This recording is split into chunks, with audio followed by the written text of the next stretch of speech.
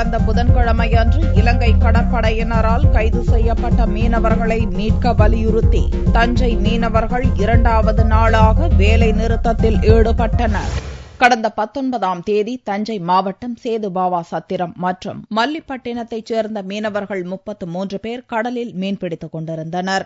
அப்போது அங்கு வந்த இலங்கை கடற்படையினர் தமிழக மீனவர்கள் 33 பேரையும் அவர்கள் பயன்படுத்திய 9 படகுகளையும் சிறைப்பிடித்து சென்றனர். இந்நிலையில் இலங்கை கடற்படையினரின் அட்டூழியத்தை கண்டித்தும் சிறைப்பிடிக்கப்பட்ட மீனவர்களை மத்திய மாநில அரசுகள் மீட்க வலியுறுத்தியும் தஞ்சை மல்லிப்பட்டினம் சேதுபாவா சத்திரத்தைச் சேர்ந்த 2000க்கும் மேற்பட்ட மீனவர்கள் 2வது நாளாக தொடர் வேலை நிறுத்தத்தில் ஈடுபட்டனர். இதனால் நாள் ஒன்றிற்கு 1 கோடி ரூபாய் அளவிற்கு வர்த்தகம் பாதிக்கப்பட்டுள்ளதாக மீனவர்கள் வேதனைப்பட்டனர்.